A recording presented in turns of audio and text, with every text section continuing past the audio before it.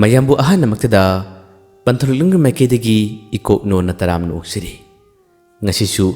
aikoi na miyam gi damakta police story wari amasupur kalaksari ngasigi wari asigi maming nong amadi len tabirasi nong amadi lel haribu wari asigi police story miyoina poklabada landa mamibu kanabule namgani ngasigi taibang dalai ba miyoibu kudimak loin achumba charpra aran ba miyoibu di yaudabra khongthang kudimak loin chumgani haba leibra ngasigi khunai asigi yam nangaklaba sathir mong amuslei kari mong nasage asoiba aran badi loin kaukini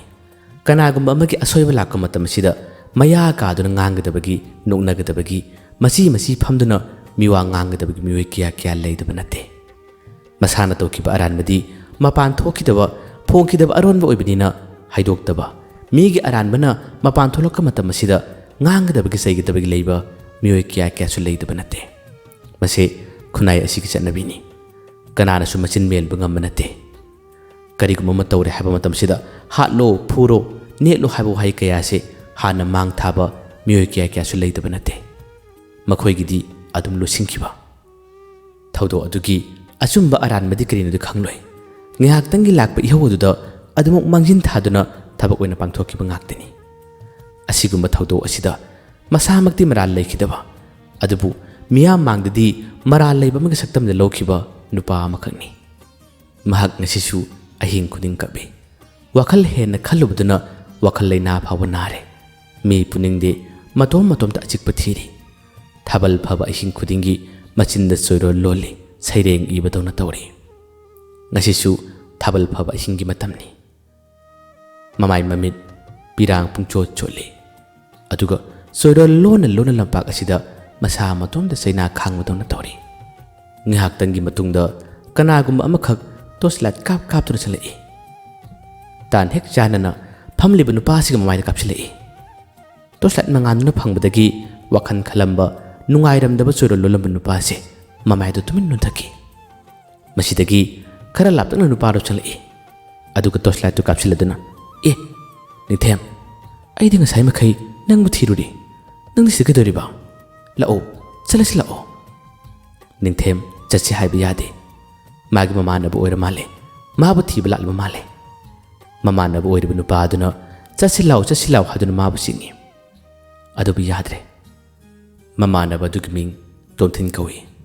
tomthin na sumangonda phajana themduna harami nithem lau asomda su imanabu nang hauribani as aidi kari haigadabana khangde yumdagisu nangi babungna phajana harakpani mafam asida nang mule halaga wakhan khara nungaina baina sinmani adubu nangna asumana toma thorokpa tarabadi khudong yam thiba nangani doctor na sunangse wakhalena khalankano hida guli matam chana pijo matam chana tumhallo haribani aduga nangna karigino haukraba wari kaya amabu adung ni sinag leriba law salasila ningthemna ingna tamna khome haukraba wari thamoida wakhalda chukraba waribu karamba matamda kawba kamni kokpa ngamoroidaba machu amana sankraba aigi punsigi warini ai kaidongaida kawba ngamde ai kanasu puningde asikpana aigi marupni asikpada itomta leiningi aibu hanagi phibamda amu hangalakpa yagadra miyam manoknakraba miyamna saikraba aibu amuk chaigano hanagum aibu u haiba yagadra yaroidaba wane aidi machu sankrabani kokpa ngamoroidaba machu kaya na sankraba mihoibani wadu tabada mamanaba tumthinna adubu haiba mihoiba haibasidi awaba nungaiba thodok makhan kaya amana pungadoribani asigumba sing asibu mayok yaba ngambadubu thona phaba haibani wadu muktabada ningthemna kana laukhali kari thona phaba kadai thona phaba asa kairaba mapan mau punna kanglaba upalamada kariga asa karam yening chalo ai ngaktang daga lake mamana tumthin wangang mangamde kaduda makhoi humpuna legadabani numidangi matam athengbasida ningthemna law haiba yadrabada tomthinna kari tawni adubu mage thoka pamba yema toduna ningthemu namna thenna puri ꯂꯥꯛꯄ ꯃꯇꯝꯗ ꯅꯤꯡꯊꯦꯝ ꯀꯞꯏ ꯃꯃꯥꯟꯅꯕꯗ ꯉꯥꯊ ꯑꯩ ꯀꯥꯎꯕ ꯉꯝꯗ꯭ꯔꯦ ꯍꯧꯈꯤꯕ ꯊꯧꯗꯣꯛꯁꯤꯡ ꯑꯩ ꯀꯥꯎꯕ ꯉꯝꯗ꯭ꯔꯦ ꯍꯥꯏꯗꯨꯅ ꯑꯗꯨꯝ ꯀꯞꯂꯤ ꯊꯦꯝꯂꯒ ꯄꯨꯁꯤꯜꯂꯛꯏ ꯃꯈꯣꯏꯒꯤ ꯂꯩꯐꯝ ꯀꯥ ꯑꯗꯨ ꯌꯧꯔꯦ ꯃꯃꯥꯟꯅꯕ ꯑꯃ ꯌꯥꯎꯕꯗꯨꯗꯤ ꯅꯤꯡꯊꯦꯝꯒꯤ ꯃꯔꯝꯗ ꯃꯨꯟꯅ ꯈꯪꯕ ꯅꯠꯇꯦ ꯃꯈꯣꯏ ꯑꯗꯨꯝ ꯀꯥ ꯄꯨꯜꯂꯨꯕꯒꯤ ꯂꯩꯃꯤꯟꯅꯕ ꯍꯥꯏꯕꯗꯨꯅꯤ ꯅꯤꯡꯊꯦꯝꯕꯨ ꯐꯖꯅ ꯇꯣꯝꯊꯤꯟꯅ ꯊꯦꯝꯂꯒ ꯊꯪꯅꯕ ꯐꯃꯨꯡ ꯇꯨꯝꯍꯜꯂꯤ ꯑꯗꯨꯒ ꯃꯥꯁꯨ ꯂꯥꯏꯔꯤꯛ ꯄꯥꯅꯕ ꯀꯔꯤꯒꯨꯝꯕ ꯈꯔ ꯌꯦꯡꯂꯤꯉꯩ ꯇꯟꯖꯥꯅꯤ ꯃꯃꯥꯟꯅꯕ ꯑꯃ ꯂꯩꯔꯤꯕꯗꯨꯅ ꯇꯣꯝꯊꯤꯟꯗ ꯏꯇꯥꯎ ꯑꯩ ꯉꯔꯥꯡ ꯅꯍꯥꯟꯗꯒꯤ ꯅꯪꯉꯣꯟꯗ ꯋꯥ ꯑꯃꯗꯤ ꯍꯪꯒꯦ ꯇꯧꯕꯅꯤ ꯑꯗꯨꯕꯨ ꯑꯗꯨꯝ ꯃꯇꯥꯡ ꯆꯥꯗꯕꯅ ꯍꯪꯗ꯭ꯔꯦ ꯇꯣꯝꯊꯤꯟꯅ ꯑꯃ ꯈꯨꯝꯃꯤ ꯀꯔꯤ ꯋꯥꯅꯣ ꯍꯪꯉꯨꯅꯦ ꯋꯥꯗꯣ ꯍꯥꯏꯔꯛꯄꯗ ꯃꯃꯥꯟꯅꯕꯗꯨꯅ ꯌꯥꯝꯅ ꯊꯨꯅ ꯍꯪꯉꯤ ꯅꯪ ꯂꯥꯟꯗꯤ ꯈꯟꯕꯤꯅꯣ ꯍꯧꯖꯤꯛꯄꯨꯗꯤ ꯇꯨꯝꯈ꯭ꯔ ꯃꯥꯜꯂꯦ ꯅꯤꯡꯊꯦꯝꯁꯦ ꯑꯩꯈꯣꯏꯒꯤ ꯅꯥꯛꯇ ꯂꯩꯕꯁꯨ ꯆꯌꯦꯜꯂꯣꯝ ꯐꯔꯛꯀꯗꯣꯔꯦ ꯑꯗꯨꯕꯨ ꯃꯥꯅ ꯑꯁꯨꯝꯅ ꯑꯣꯏꯔꯛꯂꯤꯕ ꯃꯥꯒꯤ ꯃꯑꯣꯡ ꯃꯇꯧ ꯑꯁꯤꯒꯤ ꯃꯔꯝꯗ ꯑꯩ ꯑꯁꯦꯡꯕ ꯑꯆꯨꯝꯕ ꯋꯥꯔꯤ ꯑꯃꯠꯇ ꯈꯪꯗꯦ ꯃꯥꯒꯤ ꯋꯥꯔꯤꯁꯤꯕꯨ ꯈꯔꯗꯪ ꯑꯣꯏꯔꯕꯁꯨ ꯑꯩꯉꯣꯟꯗ ꯇꯝꯕ ꯌꯥꯔꯣꯏꯗ꯭ꯔꯥ ꯋꯥꯗꯣ ꯍꯥꯏꯔꯛꯄꯗ ꯇꯣꯝꯊꯤꯟꯅ ꯈꯪꯉꯨꯅꯨꯗ ꯌꯨꯝꯒꯤ ꯀꯔꯤ ꯑꯇꯩ ꯋꯥꯔꯤ ꯉꯥꯛꯇꯅꯤꯗ ꯃꯥꯅ ꯋꯥꯔ ꯊꯥꯗꯣꯛꯄ ꯃꯇꯝꯗ ꯃꯃꯥꯟꯅꯕꯗꯨꯅ ꯏꯇꯥꯎ ꯅꯪꯒ ꯑꯩꯒꯗꯤ ꯐꯖꯅ ꯄꯨꯜꯂꯛꯄꯅꯤ ꯁꯤ ꯑꯃꯨꯛꯇ ꯍꯥꯏꯌꯣ ꯃꯥꯒꯤ ꯋꯥꯔꯤꯁꯤꯕꯨ ꯑꯃꯨꯛꯇ ꯍꯥꯏꯌꯣꯕ ꯇꯣꯝꯊꯤꯟ ꯋꯥꯔꯤ ꯑꯗꯨ ꯂꯤꯌꯨ ꯍꯥꯏꯕ ꯌꯥꯗ꯭ꯔꯦ ꯑꯗꯨꯗꯒꯤ ꯃꯃꯥꯟꯅꯕꯗꯨꯅ ꯍꯥꯏꯔꯛꯏ ꯏꯇꯥꯎ ꯅꯪꯅ ꯂꯤꯗ꯭ꯔꯕꯁꯨ ꯑꯩꯁꯨ ꯋꯥꯔꯤ ꯈꯔꯗꯤ ꯈꯪꯉꯤ ꯋꯥꯗꯣ ꯍꯥꯏꯔꯛꯄ ꯇꯣꯝꯊꯤꯟꯅ ꯀꯔꯤ ꯋꯥꯔꯤ ꯃꯃꯥꯟꯅꯕꯗꯨꯅ ꯑꯩ ꯉꯁꯤꯗꯤ ꯃꯥꯒꯤ ꯗꯥꯏꯔꯤꯗꯣ ꯑꯩꯅ ꯄꯥꯔꯨꯔꯦ ꯗꯥꯏꯔꯤꯗꯨꯒꯤ ꯃꯅꯨꯡꯗꯁꯨ ꯐꯣꯇꯣ ꯑꯃ ꯌꯥꯎꯔꯝꯃꯤ ꯐꯣꯇꯣꯗꯨꯒꯤ ꯃꯅꯤꯡꯗ ꯔꯣꯃꯤꯂꯥ ꯍꯥꯏꯅ ꯊꯥꯏ ꯋꯥꯗꯣ ꯍꯥꯏꯔꯛꯄꯗꯒꯤ ꯇꯣꯝꯊꯤꯟꯅ ꯅꯪꯗꯤ ꯀꯔꯤꯒꯤ ꯄꯥꯔꯨꯔꯤꯕ ꯃꯃꯥꯟꯅꯕꯗꯨꯅ ꯑꯩ ꯀꯔꯤꯒꯨꯝꯕ ꯑꯃ ꯊꯤꯔꯛꯄꯅꯤ ꯑꯗꯨꯗꯒꯤ ꯊꯦꯡꯅꯕꯗꯒꯤ ꯄꯥꯔꯨꯕꯅꯤ ꯆꯨꯝꯕ꯭ꯔꯥ ꯃꯥ ꯔꯣꯃꯤꯂꯥ ꯀꯧꯕꯤ ꯅꯨꯄꯤ ꯑꯃ ꯀꯣꯏꯔꯝꯕ꯭ꯔꯥ ꯑꯗꯨ ꯀꯥꯏꯅꯈꯤꯕ꯭ꯔꯥ ꯇꯣꯝꯊꯤꯟ ꯍꯟꯗꯛꯃꯛꯇꯤ ꯀꯔꯤ ꯍꯥꯏꯔꯨꯅꯤ ꯗꯥꯏꯔꯤ ꯑꯗꯨ ꯄꯥꯔꯨꯔꯦ ꯍꯥꯏꯕꯅꯤꯅ ꯃꯥꯅ ꯇꯞꯅ ꯁꯣꯔ ꯑꯗꯨ ꯍꯣꯟꯗꯣꯛꯂꯒ ꯑꯃꯨꯛ ꯈꯨꯝꯃꯛꯏ ꯏꯇꯥꯎ ꯌꯥꯝ ꯅꯨꯡꯁꯤꯕ ꯋꯥꯔꯤꯅꯤ ꯔꯣꯃꯤꯂꯥꯁꯦ ꯃꯥꯒꯤ ꯄꯨꯟꯁꯤꯗ ꯑꯍꯥꯟꯕ ꯃꯥꯅ ꯈꯣꯏꯗꯥꯖꯈꯤꯕ ꯅꯨꯡꯁꯤꯖꯈꯤꯕ ꯅꯨꯄꯤꯅꯤ ꯑꯗꯨꯕꯨ ꯅꯣꯡꯗꯝꯕꯅ ꯃꯥꯒꯤ ꯄꯨꯟꯁꯤꯗ ꯑꯁꯨꯝꯅ ꯇꯣꯛꯎ ꯍꯥꯏꯗꯨꯅ ꯇꯝꯈꯤꯕꯅ ꯃꯥꯒꯤ ꯄꯨꯟꯁꯤꯗ ꯆꯩꯅꯥ ꯀꯌꯥ ꯑꯁꯤ ꯐꯪꯈꯤꯕꯅꯤ ꯋꯥꯈꯜ ꯂꯩꯅꯥ ꯐꯥꯎꯕ ꯅꯥꯈꯤꯕꯅꯤ ꯇꯥꯎꯁꯦ ꯑꯩ ꯍꯥꯏꯒꯦ ꯔꯣꯃꯤꯂꯥꯁꯦ ꯃꯥꯅ ꯄꯤꯁꯛ ꯄꯤꯛꯂꯤꯉꯩꯒꯤ ꯃꯇꯝꯗ ꯃꯍꯥꯛꯇꯤ ꯃꯥꯒꯤ ꯃꯃꯥꯒ ꯍꯦꯛ ꯄꯣꯛꯃꯤꯟꯅꯕ ꯃꯆꯦꯅ ꯑꯗꯨꯃꯛ ꯌꯣꯛꯂꯛꯈꯤ ꯔꯣꯃꯤꯂꯥꯒꯤ ꯃꯃꯥ ꯃꯈꯣꯏꯒꯤ ꯏꯃꯨꯡ ꯑꯗꯣ ꯈꯔ ꯐꯤꯕꯝ ꯆꯥꯗꯦ ꯑꯗꯨꯅ ꯃꯍꯥꯛꯅ ꯆꯍꯤ 3-4 ꯁꯨꯔꯛꯄ ꯃꯇꯝ ꯑꯗꯨꯗꯒꯤ ꯃꯃꯥꯒꯤ ꯃꯆꯦꯅ ꯃꯥꯕꯨ ꯃꯆꯥꯗꯨꯅ ꯌꯣꯠꯂꯒ ꯂꯥꯛꯈꯤ ꯀꯅꯥ ꯑꯃꯠꯇꯅ ꯃꯍꯥꯛꯁꯦ ꯑꯌꯣꯛꯄꯤꯅꯤ ꯍꯥꯏꯕ ꯈꯪꯗꯦ ꯑꯗꯨꯒ ꯃꯤꯅꯁꯨ ꯃꯥꯒꯤ ꯃꯔꯝꯗ ꯀꯔꯤꯃꯠꯇ ꯋꯥꯔꯤ ꯁꯥꯅꯗꯦ ꯃꯇꯝꯒꯤ ꯈꯣꯡꯂꯩ ꯃꯇꯨꯡ ꯏꯟꯅ ꯔꯣꯃꯤꯂꯥ ꯂꯩꯁꯥꯕꯤ ꯐꯥꯔꯛꯈꯤ ꯑꯗꯨꯒ ꯃꯇꯝ ꯑꯁꯤꯗ ꯑꯩꯒꯤ ꯃꯔꯨꯞ ꯅꯤꯡꯊꯦꯝꯁꯨ ꯌꯥꯝꯅ ꯉꯥꯎꯔꯛꯈꯤ ꯄꯥꯈꯪ ꯑꯃ ꯑꯣꯏꯕꯒꯤ ꯂꯥꯡꯅꯤꯡꯕ ꯀꯣꯏꯅꯤꯡꯕ ꯑꯗꯨꯒꯨꯝꯕ ꯌꯥꯝ ꯐꯥꯎꯏ ꯃꯍꯥꯛ ꯅꯤꯁꯥ ꯀꯔꯤꯃꯠꯇ ꯆꯥꯔꯛꯈꯤꯕ ꯃꯤꯗꯤ ꯅꯠꯇꯦ ꯌꯨꯝꯗ ꯃꯃꯥꯒ ꯃꯄꯥꯒ ꯃꯈꯣꯏ ꯑꯍꯨꯝꯗꯃꯛ ꯂꯩꯕꯅꯤ ꯑꯗꯨꯕꯨ ꯂꯥꯏꯕꯛ ꯊꯤꯕꯗꯒꯤ ꯃꯍꯥꯛꯀꯤ ꯃꯃꯥꯁꯨ ꯂꯩꯈꯤꯗ꯭ꯔꯦ ꯍꯧꯖꯤꯛꯇꯤ ꯃꯄꯥꯕꯨꯡꯒ ꯃꯥꯒꯗ ꯂꯩꯕꯅꯤ ꯑꯗꯨꯕꯨ ꯃꯥꯅ ꯑꯃꯨꯛ ꯑꯁꯨꯝꯅ ꯑꯉꯥꯎꯕ ꯑꯣꯏꯔꯦ ꯃꯄꯥꯗꯨ ꯌꯨꯝꯗ ꯀꯔꯤ ꯑꯣꯏꯔꯝꯒꯅꯤ ꯃꯃꯥꯟꯅꯕꯗꯨꯅ ꯏꯇꯥꯎ ꯋꯥꯔꯤ ꯑꯗꯨ ꯃꯈꯥ ꯇꯥꯕꯤꯌꯨ ꯑꯩ ꯋꯥꯔꯤ ꯌꯥꯝ ꯇꯥꯅꯤꯡꯉꯤ ꯃꯃꯥꯟꯅꯕ ꯇꯣꯝꯊꯤꯟꯅ ꯋꯥꯔꯤ ꯑꯗꯨ ꯃꯊꯪ ꯂꯤꯔꯛꯂꯤ ꯅꯤꯡꯊꯦꯝꯅ ꯑꯍꯥꯟꯕ ꯀꯣꯂꯦꯖ ꯀꯥꯔꯛꯄ ꯃꯇꯝ ꯑꯁꯦ ꯃꯥꯒꯤ ꯃꯁꯛ ꯃꯇꯧ ꯐꯖꯕꯁꯤ ꯀꯔꯤ ꯍꯥꯏꯅꯤ ꯀꯣꯂꯦꯖꯇꯨꯒꯤ ꯃꯃꯥꯟꯅꯕꯤ ꯀꯌꯥ ꯑꯃꯅ ꯃꯥꯕꯨ ꯆꯥꯛꯆꯕ ꯉꯥꯎꯖꯕꯁꯨ ꯐꯥꯎꯏ ꯃꯍꯥꯛ ꯅꯨꯄꯤ ꯏꯀꯣꯏ ꯀꯣꯏꯗꯦ ꯅꯨꯄꯥ ꯅꯨꯄꯤ ꯃꯃꯥꯟꯅꯕꯤ ꯀꯌꯥ ꯑꯃ ꯇꯤꯟꯅꯩ ꯃꯥꯅꯁꯨ ꯀꯣꯂꯦꯖ ꯇꯝꯃꯤꯟꯅꯕꯁꯤꯡꯗꯗꯤ ꯃꯃꯥꯟꯅꯕꯤ ꯑꯃꯠꯇ ꯐꯥꯎꯕ ꯃꯥꯅ ꯅꯨꯡꯁꯤ ꯍꯥꯏꯈꯤꯕꯁꯨ ꯂꯩꯇꯦ ꯑꯗꯨꯒ ꯀꯣꯏꯅꯕꯁꯨ ꯂꯩꯇꯦ ꯅꯣꯡꯃ ꯃꯈꯣꯏꯒꯤ ꯂꯩꯀꯥꯏꯗꯨꯗ ꯃꯥꯒꯤꯗꯤ ꯃꯌꯥꯝꯕꯣꯏ ꯀꯔꯤꯑꯣꯏ ꯑꯣꯏꯕ ꯐꯣꯇꯣ ꯀꯥꯞꯄ ꯅꯨꯄꯥ ꯑꯃꯈꯛ ꯂꯩ ꯃꯥꯒꯤꯗ ꯃꯥꯒꯤ ꯀꯥꯞꯈꯤꯕ ꯐꯣꯇꯣ ꯑꯃꯈꯛ ꯂꯧꯒꯦ ꯍꯥꯏꯗꯨꯅ ꯂꯥꯛꯄꯅꯤ ꯃꯁꯤꯒꯤ ꯇꯥꯟꯖꯥ ꯑꯁꯤꯗ ꯅꯤꯡꯊꯦꯝꯅ ꯇꯥꯃꯣ ꯑꯩ ꯐꯣꯇꯣꯗꯨ ꯆꯥꯝꯂꯕ ꯅꯠꯇ꯭ꯔꯥ ꯋꯥꯗꯣ ꯍꯥꯏꯔꯛꯄ ꯃꯇꯝ ꯑꯁꯤꯗ ꯃꯈꯣꯏ ꯂꯩꯀꯥꯏꯒꯤ ꯃꯌꯥꯝꯕ ꯊꯣꯛꯄꯗꯨꯅ ꯅꯤꯡꯊꯦꯝ ꯅꯪꯁꯤ ꯐꯤꯂꯝꯒꯨꯝꯕ ꯍꯤꯔꯣꯗꯨ ꯉꯥꯏꯒꯤꯔꯦꯅꯦ ꯅꯪꯒꯤ ꯐꯣꯇꯣꯗꯨ ꯅꯨꯄꯤ ꯑꯃꯅ ꯃꯥ ꯂꯧꯖꯔꯒꯦ ꯍꯥꯏꯗꯨꯅ ꯄꯨꯈ꯭ꯔꯦ ꯋꯥꯗꯣ ꯍꯥꯏꯔꯛꯄꯗ ꯅꯤꯡꯊꯦꯝꯅ ꯀꯅꯥ ꯅꯨꯄꯤ ꯀꯗꯥꯏꯗꯒꯤ ꯐꯣꯇꯣ ꯀꯥꯞꯄ ꯅꯨꯄꯥ ꯑꯗꯨꯅ ꯈꯨꯝꯃꯤ ꯃꯃꯥꯡ ꯈꯨꯟꯗꯒꯤꯅꯤ ꯅꯨꯄꯤ ꯃꯆꯥ ꯑꯗꯨꯁꯨ masak matau fajakrajani magi photo lawba lakpani aduda photo mathang mathang puthorokpada nangi du ubadagi asi lawjakrage magi nongna ma chambiyu aina lawi haibiganu kan hairamine ningthem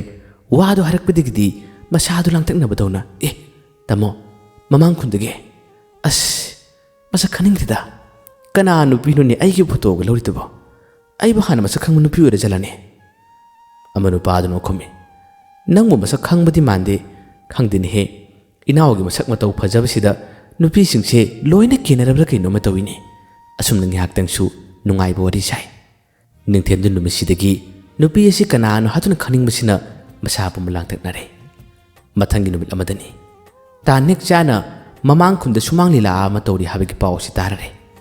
pawsi tabadagi ningthem yamna phingna photo kapanu pasik manakta lai tamo ngasi le dukan thonglul biro mamang khunda lila tawri se yenguse nupi du thengnabri yengseba ai masak yam khaningeba garang garang gangdana asumna ningthem nupa adu glakminaki lila to phumadu yore lila adu haudri midi phanayam laknare nuksa sabanina makhoi ani ice cream cha satuna chare chabaloraba tung ningthemna nupi du ubri yengo masak khangbri yengo habadagi ama nupa aduna koi thi thiri ko yengkhingli udre lila su adum haukre ningthemdi lila yengda thawai yaudre madi nupi masak mato khara phajaba lesabi mut ubyade tamo asi group isti yawbrengo asi de yawbri yengo haduna dum khutilli ama nupa maya mathok puduna as ngagdi ngai ko he lila la maro lamu nungarapane nang na maro lamu yetpane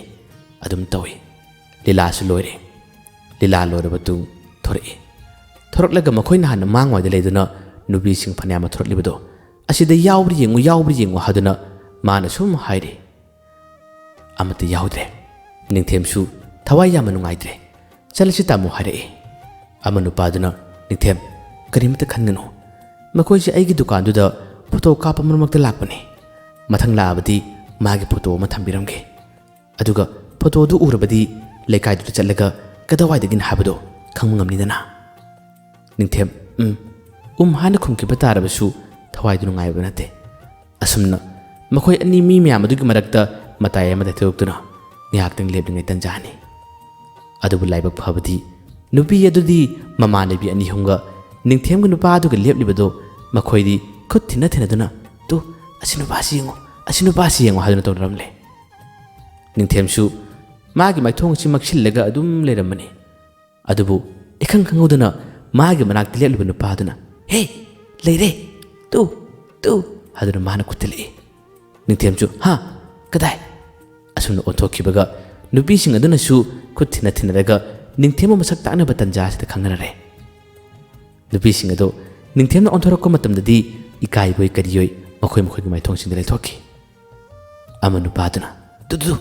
asomgi khara wangbi masam sangbi nupi si tu asine ningthem mit kuptaba makhai nupi du bi yengi nupi du mangoni yelamani adubu mamai da leithokre magi oiriba phibam magi sawong saban tasengnamak ningthem gi thamoi da su nuksiba habdu phawgum tawi magi masakti fajana udri udaba taraga su leiriba mong ma tosi labna ubada adumot nuksibdi ningthem da phawkre nupi sing aduna chatkiba makhoi gi maigei makhoi gi thongal na singba ningthem amadi maga lakminariba nupa aduna loina khangki numit asigi matungdagi ningthem nupi asigi lekaida toina lakhi wadi karimata haidre asumna nupi asigi masak matau fajana ningthemna ure khangle mana toina lakpada mamanabi singadu su mathum marang hawgun tawi chelega lahaure haduna pau puktam tamne inkhalakpagi hawnaba irang kariba habdura asumna ningthembe toina lakpa masu nupi si nuksibadagi haigadi khallaga haiba ngamdaba tanjase adum thokli mathangi sumang lela tawbu numil amada amukasu ningthem lakhi masidadi nupa tholage haduna mahangna romilaba kauki mamanabi singadu numitudagi maga masakhaknaki mamanabi singadu ki matengdagi numitugi matungdagi ningthemna mabu nuksi habase hayanki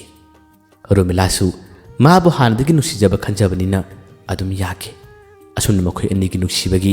ahanba lamayama hangdokpa horakki ningthemna romilagi maramda kupna khanglude thigalubsu tawde aduga romilana su ngasi phawada ꯅꯤꯡꯊꯦꯝꯒꯤ ꯃꯔꯝꯗ ꯀꯨꯞꯅ ꯊꯤꯒꯠꯂꯨꯕ ꯍꯥꯏꯕꯗꯨꯃꯛꯇꯤ ꯑꯣꯏꯗ꯭ꯔꯤ꯫ ꯃꯇꯝꯗꯨ ꯒꯥꯔꯤ ꯃꯆꯥꯒ ꯇꯣꯡꯅꯕ ꯅꯠꯇꯦ, ꯁꯥꯏꯀꯜꯒꯤ ꯃꯇꯝꯅꯤ, ꯑꯗꯨꯒ ꯆꯤꯊꯤꯒꯤ ꯃꯇꯝꯅꯤ ꯍꯥꯏꯕꯗꯨꯅꯤ꯫ ꯃꯁꯤꯗꯒꯤ ꯃꯈꯣꯏ ꯑꯅꯤ ꯅꯨꯡꯁꯤꯅꯔꯛꯄ ꯍꯧꯔꯛꯄꯗꯒꯤ ꯃꯃꯥꯟꯅꯕꯤ ꯈꯣꯏꯗ ꯈꯔ ꯈꯔ ꯂꯥꯛꯇꯨꯅ ꯃꯈꯣꯏ ꯑꯅꯤ ꯊꯣꯡꯒꯥꯜ ꯃꯌꯥꯗ ꯀꯩꯗ ꯋꯥꯔꯤ ꯁꯥꯟꯅꯈꯤ꯫ ꯅꯣꯡꯃꯁꯨ ꯅꯨꯃꯤꯗꯥꯡꯋꯥꯏꯔꯝꯒꯤ ꯃꯇꯝꯅꯤ꯫ ꯃꯃꯥꯟꯅꯕꯤꯗꯨꯅ ꯄꯥꯎ ꯄꯤꯕꯗꯒꯤ ꯅꯤꯡꯊꯦꯝ ꯂꯥꯛꯍꯧꯔꯤ ꯍꯥꯏꯕꯗꯒꯤ ꯔꯣꯃꯤꯂꯥꯁꯨ ꯎꯅꯕ ꯂꯥꯛꯏ꯫ ꯑꯗꯨꯕꯨ ꯃꯍꯥꯛ ꯍꯦꯛ ꯂꯥꯛꯄꯒ ꯇꯨꯡꯗ ꯃꯥꯡꯗ ꯃꯥꯒꯤ ꯃꯃꯥꯗꯨꯅ ꯔꯣꯃꯤꯂꯥꯕꯨ ꯊꯤꯕ ꯂꯥꯛꯈꯤ꯫ ꯃꯁꯤꯒꯤ ꯇꯥꯟꯖꯥ ꯑꯁꯤꯗꯁꯨ ꯅꯤꯡꯊꯦꯝꯁꯦ ꯃꯈꯣꯏꯒꯤ ꯃꯃꯥ ꯂꯥꯛꯂꯦ ꯍꯥꯏꯕꯒꯤ ꯄꯥꯎ ꯇꯥꯕꯗ ꯃꯥꯅ ꯂꯣꯠꯅꯕ ꯍꯣꯠꯅꯕꯗ ꯐꯧ ꯀꯩ ꯑꯗꯨꯒꯤ ꯃꯈꯥꯗ ꯄꯥꯛꯊꯗꯨꯅ ꯂꯨꯝꯗꯨꯅ ꯂꯣꯠꯈꯤ꯫ ꯃꯃꯥ ꯑꯗꯨꯁꯨ ꯉꯥꯏꯍꯥꯛꯇꯪ ꯐꯝꯗꯨꯅ ꯃꯈꯣꯏ ꯄꯨꯟꯅ ꯋꯥꯔꯤ ꯁꯥꯟꯅꯩ, ꯑꯗꯨꯒ ꯔꯣꯃꯤꯂꯥꯒ ꯃꯃꯥ ꯑꯗꯨꯒ ꯆꯠꯈꯤ꯫ ꯅꯤꯡꯊꯦꯝꯗꯤ ꯎꯅꯕ ꯐꯪꯍꯧꯗ꯭ꯔꯦ꯫ ꯊꯣꯔꯛꯄ ꯃꯇꯝꯗ ꯃꯁꯥꯗꯨ ꯃꯤꯔꯥꯡ ꯄꯨꯡꯀꯥ ꯀꯥꯔꯒ ꯊꯣꯔꯛꯏ꯫ ꯃꯃꯥꯟꯅꯕꯤ ꯑꯗꯨꯅ ꯃꯥꯒꯤ ꯃꯇꯧ ꯑꯗꯨꯕꯨ ꯎꯔꯒ ꯅꯣꯛꯏ꯫ ꯅꯤꯡꯊꯦꯝ ꯏꯆꯝꯁꯨ ꯆꯝꯃꯤ꯫ ꯃꯁꯤꯒꯤ ꯃꯇꯨꯡꯗꯁꯨ ꯅꯣꯡꯃꯅꯤ ꯔꯣꯃꯤꯂꯥꯅ ꯅꯨꯃꯤꯗꯥꯡꯒꯤ ꯃꯇꯝꯗ ꯆꯥꯛꯁꯪꯗ ꯆꯥꯛ ꯊꯣꯡꯂꯤꯉꯩ ꯅꯤꯡꯊꯦꯝ ꯃꯅꯤꯡꯂꯣꯝꯗꯒꯤ ꯐꯥꯎꯔꯒ ꯂꯥꯛꯑꯗꯨꯅ ꯆꯥꯛꯁꯪꯒꯤ ꯊꯣꯡ ꯃꯌꯥꯗ ꯔꯣꯃꯤꯂꯥꯕꯨ ꯀꯧꯏ꯫ ꯔꯣꯃꯤꯂꯥꯁꯨ ꯅꯤꯡꯊꯦꯝꯅ ꯀꯧꯔꯛꯄꯗꯨ ꯇꯥꯕꯗꯒꯤ ꯊꯣꯡ ꯍꯥꯡꯗꯣꯔꯛꯏ꯫ ꯍꯩꯃꯥ, ꯅꯨꯃꯤꯗꯥꯡꯁꯤ ꯅꯪꯅ ꯀꯩꯗꯧꯕ ꯂꯥꯛꯏꯕ? ꯅꯤꯡꯊꯦꯝꯅ ꯑꯁ ꯑꯩ ꯅꯪ ꯎꯅꯤꯡꯗꯨꯅ ꯂꯥꯛꯏꯅꯤ꯫ ꯅꯣꯏ ꯏꯃꯥꯗꯣ ꯀꯩꯊꯦꯜ ꯆꯠꯈꯤꯑꯕ, ꯅꯣꯏ ꯄꯥꯕꯁꯨ ꯂꯩꯇꯦ ꯈꯪꯕꯗꯒꯤ ꯆꯠꯂꯛꯏꯅꯤ꯫ ꯑꯩ ꯉꯥꯛꯇꯪ ꯆꯥꯛꯁꯪꯗ ꯐꯝꯕ ꯌꯥꯒꯗ꯭ꯔꯥ? ꯔꯣꯃꯤꯂꯥꯅ ꯑꯣ ꯌꯥꯔꯣꯏ ꯌꯥꯔꯣꯏ, ꯍꯣꯔꯦꯟ ꯂꯥꯛꯑꯗꯤ ꯐꯔꯛ ꯇꯥꯅꯤ, ꯆꯠꯂꯣ ꯆꯠꯂꯣ ꯍꯥꯏꯗꯨꯅ ꯇꯥꯜꯂꯤ꯫ ꯅꯤꯡꯊꯦꯝꯅ ꯌꯥꯗꯦ, ꯑꯁ ꯉꯥꯛꯇ ꯐꯝꯒꯦꯕ, ꯅꯪꯅ ꯆꯥꯛ ꯊꯣꯡꯕꯗꯨ ꯌꯦꯡꯒꯦꯕ, ꯉꯥꯛꯇ ꯐꯝꯒꯦꯕ꯫ ꯉꯔꯪ ꯉꯔꯪ ꯉꯪꯗꯨꯅ ꯃꯃꯥꯁꯨ ꯃꯄꯥꯁꯨ ꯂꯩꯇꯕꯅꯤꯅ ꯃꯥꯅ ꯆꯥꯛ ꯊꯣꯡꯂꯤꯉꯩ ꯇꯥꯟꯖꯥꯗ ꯐꯝꯗꯨꯅ ꯌꯦꯡꯂꯤ꯫ ꯔꯣꯃꯤꯂꯥ ꯆꯥꯛ ꯊꯣꯡꯐꯝ ꯈꯪꯗ꯭ꯔꯦ꯫ ꯃꯥꯒꯤ ꯅꯨꯡꯁꯤꯅꯕ ꯅꯨꯄꯥꯁꯤꯅ ꯑꯇꯝꯅꯅ ꯐꯝꯗꯨꯅ ꯃꯥꯕꯨ ꯌꯦꯡꯕꯁꯤꯗ ꯀꯔꯝꯅ ꯇꯧꯅꯤ? ꯉꯥꯏꯍꯥꯛꯇꯪ ꯆꯥꯛ ꯊꯣꯡꯂꯁꯨ ꯑꯁ ꯆꯠꯂꯣ ꯌꯥꯔꯦꯕ, ꯆꯠꯂꯣ ꯏꯃꯥ ꯂꯥꯛꯄꯅ ꯍꯥꯟꯗꯣꯔꯦ, ꯆꯠꯂꯣ ꯆꯠꯂꯣ ꯍꯥꯏꯗꯨꯅ ꯇꯥꯜꯂꯤ꯫ ꯆꯠꯀꯦꯅ ꯊꯣꯔꯛꯏ, ꯑꯗꯨꯒ ꯆꯥꯛꯁꯪꯒꯤ ꯊꯣꯡꯖꯤꯟ ꯃꯌꯥꯗ ꯑꯃ ꯂꯦꯞꯂꯒ ꯅꯤꯡꯊꯦꯝꯅ ꯑꯁ ꯏꯃꯥ ꯍꯣꯏꯁꯨ ꯂꯩꯇꯕꯅꯤꯅ ꯉꯥꯏꯍꯥꯛꯇꯪ ꯂꯩꯕ ꯌꯥꯔꯤꯕꯅꯦꯕ, ꯋꯥꯔꯤ ꯉꯥꯏꯍꯥꯛꯇꯪ ꯁꯥꯁꯦꯕ, ꯑꯩꯁꯦ ꯑꯁꯤꯗ ꯐꯝꯒꯦꯁꯦ, ꯊꯣꯡꯖꯤꯟꯁꯤꯗ ꯐꯝꯒꯦꯕ, ꯍꯣꯔꯦꯟ ꯂꯥꯛꯄꯒꯤ ꯍꯦꯛ ꯇꯥꯕꯒ ꯑꯩ ꯊꯣꯛꯈꯤꯒꯦꯕ꯫ ꯔꯣꯃꯤꯂꯥꯅ ꯑꯁ ꯑꯩꯒꯤ ꯍꯥꯏꯕꯅꯦ, ꯆꯠꯂꯣꯕ ꯆꯠꯂꯣꯕ ꯆꯠꯂꯣꯕ ꯍꯥꯏꯗꯨꯅ ꯉꯥꯡꯂꯤ꯫ ꯑꯁꯨꯝꯅ ꯃꯤꯀꯨꯞ ꯈꯔꯒꯤ ꯃꯇꯨꯡꯗꯗꯤ ꯃꯃꯥ ꯑꯗꯣ ꯍꯥꯟꯅꯗꯤ ꯏꯕꯦꯝꯃ ꯍꯥꯏꯗꯨꯅ ꯀꯧꯔꯒ ꯆꯪꯂꯛꯄꯅꯤ꯫ ꯉꯁꯤꯒꯤ ꯅꯨꯃꯤꯠ ꯑꯁꯤꯗꯗꯤ ꯀꯧꯔꯛꯈꯤꯗ꯭ꯔꯦ꯫ ꯃꯃꯥꯗꯨꯅ ꯍꯦꯛ ꯆꯪꯂꯛꯄꯒ ꯑꯗꯨꯝꯅ ꯆꯥꯛꯁꯪꯗ ꯊꯣꯡꯖꯤꯟ ꯃꯌꯥꯗ ꯅꯨꯄꯥ ꯑꯃ ꯐꯝꯂꯤꯕꯗꯨ ꯎꯔꯦ꯫ ꯃꯃꯥ ꯑꯗꯨ ꯈꯔ ꯐꯤꯡꯅ ꯍꯦꯠ ꯀꯅꯥꯅꯣ ꯍꯥꯏꯗꯨꯅ ꯀꯟꯅ ꯂꯥꯎꯈꯤ꯫ ꯃꯁꯤꯗꯒꯤ ꯍꯣꯠꯇꯨꯅ ꯅꯤꯡꯊꯦꯝ ꯆꯦꯟꯈꯤ꯫ ꯃꯆꯥꯅꯨꯄꯤ ꯔꯣꯃꯤꯂꯥꯁꯨ ꯇꯧꯐꯝ ꯈꯪꯈꯤꯗ꯭ꯔꯦ, ꯃꯁꯥ ꯄꯨꯝꯕ ꯁ꯭ꯋꯥꯏ ꯂꯥꯎꯈ꯭ꯔꯦ꯫ ꯃꯃꯥ ꯑꯗꯨꯅ ꯆꯥꯛꯁꯪꯒꯤ ꯃꯅꯤꯡ ꯊꯣꯡꯗꯣ ꯍꯥꯡꯗꯣꯛꯇꯨꯅ ꯌꯦꯡꯉꯤ, ꯀꯅꯥꯅꯣ ꯀꯅꯥꯅꯣ ꯍꯥꯏꯗꯨꯅ ꯂꯥꯎꯏ꯫ ꯑꯗꯨꯕꯨ ꯅꯤꯡꯊꯦꯝꯗꯤ ꯈꯥꯝꯕ ꯂꯥꯞꯄꯒ ꯅꯪꯍꯧꯗ꯭ꯔꯦ, ꯀꯟꯅ ꯆꯦꯟꯈꯤꯕꯅ ꯍꯥꯟꯈ꯭ꯔꯦ꯫ ꯃꯁꯤꯗꯒꯤ ꯃꯃꯥꯅ ꯃꯆꯥꯅꯨꯄꯤ ꯔꯣꯃꯤꯂꯥꯅ ꯇꯥꯈꯠꯇꯨꯅ ꯅꯨꯄꯥꯁꯤ ꯀꯅꯥꯅꯣ, ꯀꯗꯥꯏꯗꯒꯤꯅꯣ ꯀꯗꯥꯏꯗꯒꯤꯅꯣ ꯅꯨꯄꯥꯁꯤ ꯀꯅꯥꯅꯣ ꯀꯅꯥꯅꯣ ꯉꯔꯪ ꯉꯔꯪ ꯉꯪꯗꯨꯅ ꯍꯪꯉꯤ꯫ ꯔꯣꯃꯤꯂꯥꯁꯨ ꯀꯤꯅ ꯀꯤꯅ ꯃꯃꯥꯗ ꯃꯃꯥꯏꯗꯨ ꯅꯣꯟꯊꯔꯒ ꯃꯥꯅ ꯈꯨꯝꯃꯤ, ꯃꯅꯤꯡ ꯈꯨꯟꯗꯒꯤꯅꯤ꯫ ꯃꯃꯥꯅ ꯑꯣ ꯅꯪꯒ ꯅꯨꯡꯁꯤꯅꯔꯤꯕ, ꯌꯨꯝꯁꯤꯗ ꯅꯪꯅ ꯀꯧꯔꯤꯕꯅꯤꯅꯦ꯫ ꯔꯣꯃꯤꯂꯥꯅ ꯅꯠꯇꯦ, ꯑꯩ ꯃꯥꯕꯨ ꯀꯧꯗꯦ, ꯑꯩ ꯃꯥꯕꯨ ꯀꯧꯗꯦ꯫ ꯃꯥꯒꯤ ꯑꯀꯤꯕ ꯃꯃꯥꯗ ꯀꯤꯖꯕ ꯃꯇꯧ ꯑꯁꯤꯗ ꯃꯃꯥ ꯑꯗꯨꯅ ꯃꯆꯥꯅꯨꯄꯤꯗ ꯃꯨꯟꯅ ꯌꯦꯡꯂꯒ ꯅꯣꯛꯂꯛꯏ꯫ ꯍꯩ ꯑꯩꯗꯤ ꯆꯨꯝꯅ ꯁꯨꯝ ꯍꯪꯕꯅꯤ, ꯀꯔꯤꯒꯤ ꯀꯤꯔꯤꯕꯅꯣ? ꯂꯩꯁꯥꯕꯤ ꯍꯥꯏꯕꯁꯤꯗꯤ ꯅꯨꯄꯥ ꯀꯣꯏꯒꯗꯕꯅꯤ꯫ ꯑꯗꯣ ꯅꯨꯄꯥ ꯑꯁꯤꯕꯨ ꯉꯥꯎꯁꯤꯟꯅꯕ꯭ꯔꯥ, ꯌꯨꯒ ꯊꯛꯄ꯭ꯔꯥꯕ? ꯔꯣꯃꯤꯂꯥꯅ ꯑꯗꯨꯗꯤ ꯇꯧꯗꯦ, ꯉꯥꯎꯁꯤꯟꯅꯗꯦ꯫ ꯃꯃꯥꯅ ꯀꯣꯏꯌꯨ ꯀꯣꯏꯌꯨ, ꯑꯗꯣ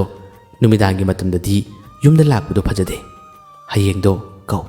ꯑꯩ ꯃꯁꯛ ꯈꯪꯅꯒꯦ꯫ ꯑꯁꯨꯝꯅ ꯃꯃꯥꯅ ꯃꯆꯥꯅꯨꯄꯤ ꯔꯣꯃꯤꯂꯥꯗ ꯐꯖꯅ ꯍꯥꯏꯕꯗꯒꯤ ꯔꯣꯃꯤꯂꯥꯁꯨ ꯏꯀꯥꯏ ꯏꯀꯥꯏꯅ ꯅꯨꯃꯤꯠꯁꯤꯒꯤ ꯃꯇꯨꯡꯗꯒꯤꯗꯤ ꯃꯥꯅ ꯑꯃꯨꯛꯀꯁꯨ ꯅꯤꯡꯊꯦꯝꯕꯨ ꯂꯥꯎ ꯍꯥꯏꯗꯨꯅ ꯀꯧꯏ꯫ ꯃꯃꯥꯟꯅꯕꯤ ꯈꯨꯠꯊꯥꯡꯗ ꯂꯥꯎ ꯍꯥꯏꯔꯛꯄꯅꯤ꯫ ꯑꯗꯨꯕꯨ ꯅꯤꯡꯊꯦꯝꯗꯤ ꯂꯥꯛꯄ ꯀꯤꯔꯦ꯫ ꯃꯃꯥ ꯑꯗꯨꯅ ꯐꯨꯒꯗ꯭ꯔꯥ ꯉꯥꯡꯒꯗ꯭ꯔꯥ ꯍꯥꯏꯗꯨꯅ ꯀꯤꯕꯗꯨꯅ ꯃꯍꯥꯛ ꯂꯥꯛꯇꯦ꯫ ꯀꯣꯟꯅ ꯊꯪꯗ ꯑꯁ ꯅꯨꯄꯥꯅꯕꯨ ꯁꯤꯔꯁꯤ ꯆꯪ ꯂꯥꯎꯍꯅ ꯀꯧꯔꯤꯕꯅꯤꯅ ꯆꯠꯀꯦ ꯍꯥꯏꯗꯨꯅ ꯅꯤꯡꯊꯦꯝ ꯂꯥꯛꯏ꯫ ꯑꯁꯨꯝꯅ ꯃꯍꯥꯛꯅ ꯂꯥꯛꯂꯒ ꯔꯣꯃꯤꯂꯥꯒꯤ ꯃꯃꯥ ꯔꯣꯃꯤꯂꯥ ꯃꯈꯣꯏ ꯃꯁꯛ ꯈꯪꯅꯈꯤ꯫ ꯇꯟꯖꯥꯁꯦ ꯔꯣꯃꯤꯂꯥꯒꯤ ꯃꯄꯥꯕꯨꯡ ꯌꯨꯝꯗ ꯂꯩꯇꯕ ꯇꯟꯖꯥꯅꯤ꯫ ꯃꯃꯥ ꯑꯗꯨꯅꯁꯨ ꯅꯤꯡꯊꯦꯝꯒꯤ ꯏꯆꯝ ꯆꯝꯕ ꯃꯕꯨꯛ ꯃꯄꯥꯎ ꯐꯕ ꯃꯁꯛ ꯃꯇꯧꯅꯒ ꯐꯖꯔꯦ, ꯃꯃꯥꯗꯨꯁꯨ ꯄꯥꯝꯈ꯭ꯔꯦ, ꯄꯨꯡꯉꯥꯎ ꯉꯥꯎꯈ꯭ꯔꯦ꯫ ꯃꯈꯣꯏ ꯑꯅꯤꯗ ꯃꯃꯥꯗꯨꯅ ꯐꯖꯅ ꯄꯥꯎꯇꯥꯛ ꯄꯤꯔꯝꯃꯤ, ꯀꯣꯏꯗꯤ ꯀꯣꯏꯅꯧ, ꯑꯗꯨꯕꯨ ꯆꯦꯟ ꯆꯣꯡꯕꯗꯤ ꯃꯇꯝ ꯆꯥꯔꯒ ꯅꯠꯇꯧ, ꯅꯨꯃꯤꯗꯥꯡꯒꯤ ꯃꯇꯝꯗ ꯂꯥꯛꯀꯅꯨ, ꯉꯥꯜꯂꯤꯉꯩ ꯃꯇꯝꯗ ꯉꯥꯏꯍꯥꯛꯇꯪ ꯂꯝꯕꯤꯗ ꯊꯣꯡꯒꯥꯜꯗ ꯊꯦꯡꯅꯕꯗꯤ ꯊꯦꯡꯅꯧ ꯍꯥꯏꯗꯨꯅ ꯃꯃꯥꯗꯨꯅꯁꯨ ꯐꯖꯅ ꯍꯥꯏꯈꯤ꯫ ꯑꯁꯨꯝꯅ ꯃꯃꯥꯗꯨꯅꯁꯨ ꯌꯥꯅꯤꯡꯕꯒꯤ ꯑꯌꯥꯕꯗꯨ ꯄꯤꯔꯕꯅꯤꯅ ꯅꯤꯡꯊꯦꯝꯁꯨ ꯌꯥꯝ ꯅꯨꯡꯉꯥꯏꯖꯩ꯫ ꯑꯗꯨꯕꯨ ꯌꯦꯡꯉꯨ ꯅꯤꯡꯊꯦꯝꯒꯤ ꯂꯥꯏꯕꯛꯁꯦ, नुमिसिगी मतुंग मरिनी मंगानी लेरगदी निंथेमी कॉलेज तमिनबी ममानबी मलै निंथेमी याम ngauजे निंथेमी कॉलेज तमिनबा ममानबा अमदा पावसे तोयने चेलकपदगी ममानबदु निंथेमदा हायरमी अदुबु निंथेम यादे अस आई तलेदा अइगे सु खंगनब लै आई तलेबा ममानबदुना अस नुपानी गइनो अमतम कोरगे हायरो नुपीसिना पामजरिसे अदुम खंगनो गइनो मतम लेलोबा खंगनोबा निंथेम सुंया याब नते ममानबदुनदी याव याव हादुना तोन तोन ngangle निंथेम याखिदे याद्रबसु ममानब अदुनदी नुपी अदुदा नुंगाई बोरी कया मतमले मासी यादी यानिंगजाने अदुदा हेक मानसु याय हादुना खंगनबदो इकाई बि मोंगनेबा अदो निंथेमसे मान पैसाजु खरा चिनमने खरासु वाबगुम तोबनिने हादुना मान अतोप बोरी कया म हाय नुपी असिदी निंथेम नुसिजबनिना ए करी पैसा चिलिबनो अइना ngambore दे मतेंग पांगे लुपा क्यामुन हादुना पैसा सिंगसे ममानबदुन हारब खुदिम अदुम पीरी मागी वखंदना निंथेमना पियो हायरबे खंदना पीरिबनी अदुबु ममानबदुना मागी दरकार लेबसिंग अदुम सिने अदुग निंथेमदा माना नुपी सिबु याव अमुक्ता खंगनबियो हादुना निंथेमदा माना खुरुमबोय कदुय तोरगा हाय निंथेमना अइ ngамोय अइ खंगनब ngамोय अइगिदि अइगि रोमिला लेजे अइ मानतना कनागुम अमतसु कोइनिंगदे अइ मंगोन मिनम पामदे हाय ममानबदुना अइगि मायमुक्ता ngakपियो अमुक्ति याबियो तोयन तुन ngangle निंथेम ममानबदुना फना हायरबसु याखिदे अदुबु नोम खक्तंग दी ममानबसिना अदुदि नंग मागमुत उनबियो अखोयद नोंमा अइकोरके निंथेम सावी अस दाउ नंग सिम ओरोय पारोदबा अइ तलेबा अइ ngамोय हाय ममानबदुना खुरुम जरगा अमुक्त उनबियो नंग उनद्रबदि अइ चोप तारे अमुक्त उनबियो हाबदगी निंथेम होय अइ नोंग मतम कायथोके असुमदा हायकी असोमददी निंथेम अमदि रोमिलागी नुसिबसे मरी यामना चेले इंसांग पिनबा अहावब इंसांग अमता थोंगगा लानबी थिनबिसे अदुम तवे नुमदांग वरंगी मतमदा अहावब थोंग तारबदी साइकल अमा थोरगा अदुम काखिनी अदुगा अदुम पुरगा लाए असिगुम नुसिबगी मोंग मतवसे यामना कलकनिंगायनी नोंमदी निंथेम रोमिलागा उनै नुमिल असिदा रोमिलाना अमुक्ता हायदब वा अमदा ngasiदी अइ इमागी मनाका चलोय इमागा थेंगनादे ए इमानसु अइगा नुसिनब नुपाद मसक खनिंगी येंदिंगी हाय नोंमा चलुसिरा वादो हरक्का मतन खक्तनि निंथेमना ngakliba कइनो हारिसिबो नंगी युमदा लेदिबा इमादुबु अदुना कना रोमिलाना खुमी अइगी युमदा लेदिदो अदुना इमागी मसे अइदी इमागी मसेगी युमदा अदुम लेरे पिलिंगेदगी अदुगा अइगी इमा सेंगबदी असोम खुंदगिनी नोंमा चलुसे इमादुना नंगसे मसक खनिंगी हाय मसिदगी निंथेमना ओ वखलमदि तौकी निंथेमना मग याम थुना अदुदी असोमदा लेदिबा नखोय इमादुगी सागै सिबु करि सागै ओइदिनो सागै ममिंग अदो रोमिलान हायरे सागै ममिंग दो हे खारकपदगी रोमिलागी वारु ताबदा निंथेम इमंग मंगसिनबदोना तौकी वामद खुंपिद्रे रोमिलाना किदोरगे निंथेम किसु नतेदा अदो होय याय नोंमा चसे नंगु थेंगनी जुमा चंगो अचु चंगगे रोमिलाना मखुमे खंगदे ngarang unarasu nangse ngasisu unaningi kainomtang thongasu ahawba mutang lerasu hekta nangi khaningi nangdi phawdabra ningthem su khumi phawi haraga ningthem di magi mitigi pi tarapagum tawi romilana ye kaigi pi tarino aigi wasibu puning yam nusibrani ningthemna adui nateda changu yarase ai kainoma khalure hayeng haibige रोमिलासु हायुगो नंगना पी ताबदो अयें नुंगाइदेबा असुमना हराउना रोमिलादी युमना चंकी निंथेमदी इमंग मंगलगा लाखी इस अखोइगा ये ओइरबा करिनो तौदरिसिबो अइगे पुसिदा माना तना कनासु कोइदे नुसिबसु कनासु लेते माना लेदिब युमसिदी ममागी मसीगी युमने हाइबा इस माबा सेंगु पोक्लिबा मादुगी सागैदुदी अखोइगदी येकने असिबु ओइबिया बोराने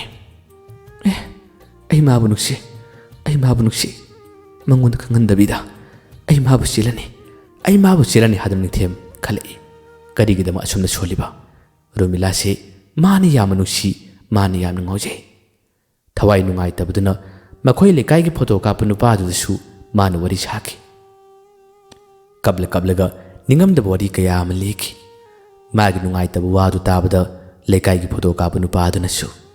Inaw na bunuk shiradi kishum kaide. Adubu yek thuk na ba lobase phai phate di yam haine. Nang na khangu da badagi koiru bani. Adubu ma di pilinge gi matamda yolaga lekibani haibani na as khangde che. Nang gi pushida kaina ba habadu phangda ba pamla badi. Nang mangon da hairano. Aduga khangda ba sadru ma ba chelo. Asumna lekai gi mayama photo ka paduna chu thongna bibiki. Masidagi ningthem nupi sida wa si khangal laroi hairaroi. Ai ma bu thuna chelage habigi thoraga ma mana lepki. Adabu hayenguma mana cherani habanu milache ngasi gumbagi ayuki matam masidani. Amana baduna yama toina ngarang ngangbadagi ningthem ngahtang orbasu wari chabigi haduna mamana badugi yumda nupi yeduga maga wari sanaki. Adabu mamana baduna nupi dudagi mana paisa ka mayam purba tawbududa makhoi anese jelhallage. Aduga paisa singdu singdana ba habigi wakhal lekanu khangde. Ka aduga bapalum ni tholon silame. Ningthem su ngaktang wari sare nupi edudi ningthem pamanina chelasu yare habigi wakhal ma khallibda kaino mi tawi. Ningthem ai chalage haduna thongdo hangdu haduna thille. Adubu mapalum na taba kanasu leitre. Asumna ngalingegi matamda thongdo hangdoktabasina numidang warangi matam asi phaw hangdoktabada ningthem na shawbadi ki thongdo namkhairei. Aduga magi thoko pambai ma toraga ka asiki manungi thoki. Mamana ba adugi su yumgi miyoising leiribani. Atai thangnabagi mising leiribani. Ningthem na thokraba tung nupi edu ngayaktangi matungdadi mamsilaka matam sida thorei. Karino hadana jingnaba mayam manu wa hangi. Masidagi nupi esina kaplaga magi thokpa wa kaya ama haiki. Asumna ningthem na nupi emabu ka ama manungda thonsilaka thalamle habigi wari se wa launaki. Asumna nupi esina kesa ma torakpadagi ningthem nupi esiga wari ese ayungnarakpadagi Romila rasu paw sitaki. Romila thajaba ngamdre. Mamaknabo. Ish kari pawno harisibo. Achumbrane haduna mase ahanbada thajaba ngamdabadagi mi mathang paw kaya ama lawi. Masidagi nupi amaduna kes thangalakpase khabar da kaida halakpadagi khabar gi warol singado Romila na parure. Asumna kes to narakpadagi ningthem amadi nupi amadu makhoi ani kolemnaki. Ningthem na khumi ai magadi unai. Adubu ai mangonda ahen makari mata tawde. Haidbu wase aran mangakne hadana ningthem na khumi. Nupi asichu magi masadu kandanaba mana kablaga mamana ba maga manaraga aibu kawbani. Aduga ka amigi manungda numujung matamdagi thono sinbaduna numdang warungi matam phaw thono silaka thambibani habagi wa kaya se kablaga hai. Ningthem yamna shawi. Punama oidaba ngaktani makhoina manaraga makhoina mapalunagi thono simani. Ai gari mata ahen matawde haduna magi pendaba ningamdaba kaya adu kablaga haije. Adubu nupi asina ikai ki thadokduna mabu molest tawbire ka asig manungda thono silaka thambiramle habigi wa kaya se harakpadagi ningthemna aran batagadore. Adubu ningthemdi ai maga nusinaba nate ai ma koinaba nate ai mabu lawroi hai. Asumna marai se kan yenarakpadagi yamna chawba lal habdu orakle. Judge ki rai matunginadi case ase nupi memna ngamlabani. Adubu nupi romgi side tagi yamna kanba sathiba makhoji khut thabana chingba mong mato kaya ama yawkhibadagi case ase ningthemna ngamhanki. Adubu nupi asigi nungaitaba asawba wahi amana ai nangbu kaidogi yengu haramlaga nupi ase numitudagi mangki. Asomdasu ningthemdi magi nuksinba pungchai chaikre. Romila na mabu thajaramba mabu asawang na khalamba singado pungchai chaiki. Case loikraba tungdasu ningthemna Romila ga wari sananaba unanaba karakan honaki. Romila gi yumgi miyosingna ningthembu yakidre. Mamanabising ataina su ningthembu yaba kawbu lekidre. Magi ming panba karimata yakidre. Aduga nakallamoramdasu ningthembu toina khelakba kaya ama tawri. Nupi edu mangkre. Nangbu soidana hatkragani nupi eduna nangbu hatkragani habig pawase ningthem adum taba hore. Ningthemna mamanaba busu yamna chawki. Kudimak mana thon mangaktani. Mana thokan mangaktani haduna ꯃꯃꯥꯟꯅꯕꯗꯨꯁꯨ ꯋꯥꯔꯣꯏ ꯑꯗꯨꯕꯨ ꯃꯃꯥꯟꯅꯕꯗꯨꯁꯨ ꯃꯥꯡꯈ꯭ꯔꯕꯅꯤ ꯑꯁꯨꯝꯅ ꯃꯥꯒꯤ ꯅꯨꯡꯁꯤꯅꯕ ꯅꯨꯄꯤꯁꯨ ꯀꯥꯏꯅꯔꯛꯄ ꯑꯗꯨꯒ ꯆꯦꯜꯂꯨꯏ ꯍꯥꯏꯕꯒꯤ ꯃꯤꯡꯊꯣꯜ ꯑꯃ ꯐꯪꯕꯒꯤꯗꯃꯛꯇ ꯅꯨꯄꯤ ꯑꯗꯨꯅ ꯃꯥꯡꯈ꯭ꯔꯒ ꯑꯩꯅ ꯅꯪꯕꯨ ꯍꯥꯠꯀꯅꯤ ꯍꯥꯏꯕꯒꯤ ꯄꯥꯎ ꯑꯁꯤ ꯍꯥꯏꯔꯝꯂꯒ ꯃꯥꯡꯈꯤꯕꯗꯨꯅ ꯅꯤꯡꯊꯦꯝ ꯃꯗꯨꯒꯤ ꯋꯥꯈꯜ ꯑꯁꯤꯅ ꯃꯥꯁꯦ ꯋꯥꯈꯜ ꯂꯩꯅꯥ ꯑꯣꯏꯔꯛꯏ ꯅꯨꯡꯁꯤꯅꯕ ꯅꯨꯄꯤ ꯑꯗꯨꯁꯨ ꯅꯣꯡꯉꯥꯟꯕꯒ ꯆꯦꯟꯗꯤ ꯈꯟꯖꯔꯝꯕꯅꯤ ꯑꯗꯨꯕꯨ ꯊꯧꯗꯣꯛ ꯑꯁꯤꯅ ꯃꯔꯝ ꯑꯣꯏꯔꯒ ꯃꯥꯒꯤ ꯅꯨꯡꯁꯤꯕꯗꯤ ꯄꯨꯡꯆꯥꯏ ꯆꯥꯏꯈ꯭ꯔꯦ ꯌꯨꯝꯗ ꯂꯩꯕ ꯉꯝꯃꯛꯇ꯭ꯔꯦ ꯅꯨꯃꯤꯗꯥꯡꯒꯤ ꯃꯇꯝ ꯌꯧꯔꯛꯄꯒ ꯀꯅꯥꯒꯨꯝꯕ ꯑꯃꯠꯇ ꯂꯥꯛꯄ ꯌꯥꯗꯦ माबु फाबा लाक्लिब्रा माबु कौबा लाक्लिब्रा हाबगी वखल असिना लेदापुं खंग्रे नोंमसु मखोई गेट मयादा कन्न कन्न थिलम लौरम कया मताई अथेंग नुमिदांगदा मागिदि बसि नाव मयाम लेबस नते मखोई अहुमदनी असिगुंबा अकी अखंग कया हसन निथेम पुथाबि याद्रे मिक्स चतख्रे मादि मयाम वावा लाउनाख्रे नुपि अंगांग खुद छांगबा नतै जादब नुपा मनि हाबगी वासिसु वावा लाउनाख्रबनी मरुओइना रोमिलागी नुसिबगी मरमदुसि यामना वाखिबा अदुगा अमुसु नुपि यमना मरम मोरगा मागी मिक्स थियनखिबा कया असिना मा हेना वाखि युमदा पोथाबा याद्रे ममाना माबा को सेने मपानसु सेने अदुबु अचिकपा थिरई अचिकपा चलुरबसु मी मत लेतबा अहांग मफम यरपगा आइबु फाबा लाकद्रा हाबिगी वखल असिना निंथेम लेफम खंद्रे रोमिलासु हाइरिबतनी मागी नुसिजब नुपा अदुबदी काउब ngamba nate mahaksu ningthemgidamatu wakhan yamna khalle mayamna phatana hainarabasu lana pothokpi batarabasu mahak kaubdi ngamde adubu mathang ama kari thiganarakpadagi hojikti romila da su paw si yokre kari paw nangna mabu nusi khange adubu oiroidabu nupane nupado nangsu yek thoknei ne habigi paw se Romila ताख्रे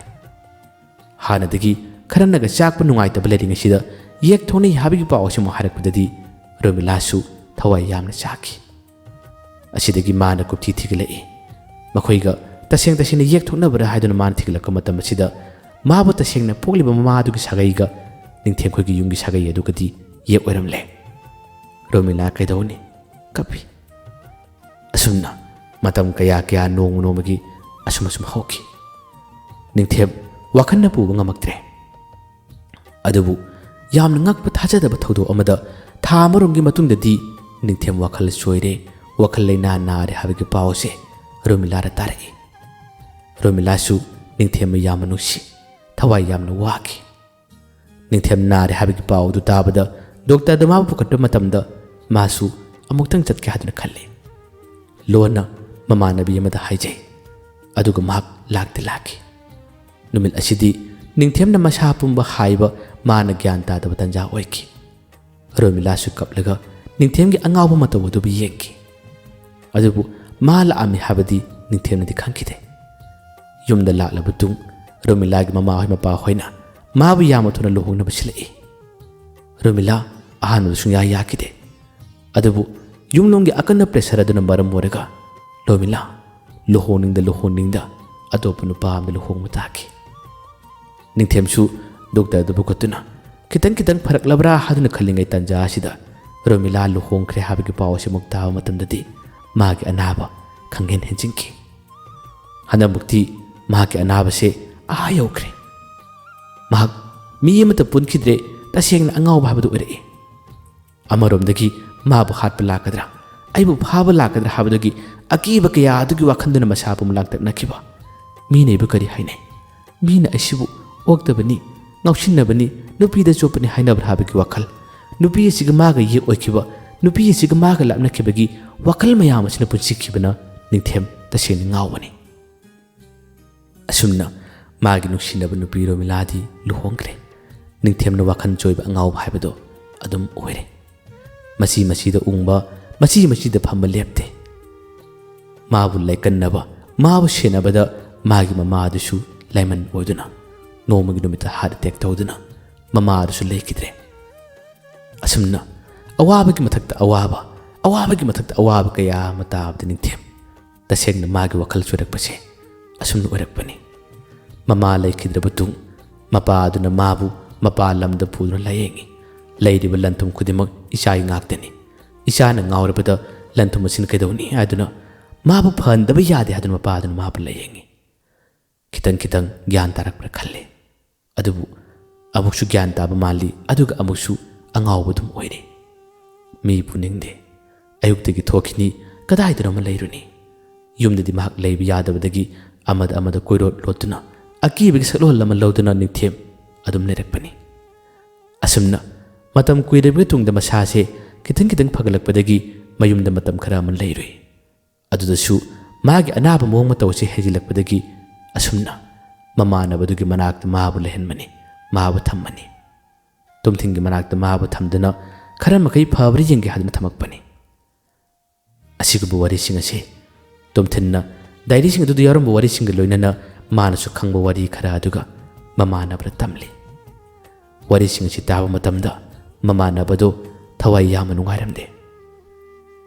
महाक्सु वरि असि तारा कबे मी अमगी पुसिदबो थौदोक अमत नतना थौदोक मयाम अम थोकपा अवाबगी मथक्ता अवाबा अवाबगी मथक्ता अवाबा तुमथिन आई ngasiगी wari si taraga ai ta sina manungaite oh mana phoronggadaba nungaitaba mayamdo oh ai ta sina khaludaga nungaite yengo miyoiba habase landaba kanasu leiba nate adubu aikhoina uribadi mapan thongda uriba saktum kharadani ko asengba achumbadi kari nu khangdana mapan thongda hainakiba wasina adum wawa lona kiba ngaktani ko खुदिमक मागे लाइबक्ता assume थो उतंबगिनी को तुमथिन खुमे मागे लाइबकनी अदुबु महाक्से वखलसि खरे खरे तारब्रा खलुनी अदुबु नोंग फदोक्सु माना रोमिलावनि सिंलक मतमदि कन कन लावे रोमिलासे माने यामनु सिखिबनी रोमिलाना सुमाबु यामनु सिबनी अदुबु मखोय अनिगि लाइबक्तदि assume थो उतमलरे मतम लिथेलसे नंगसु तुमो ऐसु पुथानब तोरगे असुन्ना ममानबदुग मागा वरि सानब लोरब तुंग तोमथिन मा तम चंगे अदुग निंथेमबु नुसीना नांथबिरि निंथेम नंगी हंदकी मपोसे कयादा तोनख्रबनो कयादा वाख्रबनो अदुबु नंग नोंगमदि नंगी अवाब खुदिमक काउदुना ज्ञान तारओ ताइबंग मियोय अतैगुमना हिंगलिबा सिगुम नंगसु हिंगलओ अदुगा नंगिसु अनबु pussy महौनबु होनौको असुमना ngasi aina lijariba wari si matang si losinjare wari si tabiraga adom adom gi wakhanda phawbirak pasing kamendu sa habiramu nong amadi lel haidbu wari se mi amagi pusida asiguma thodok matang tholak pasida kari pharomgani karoromgani nakhoi tholam mataragadi thodok ase kari ni haigani mayam aroibada amukan dan kumanna khurumjari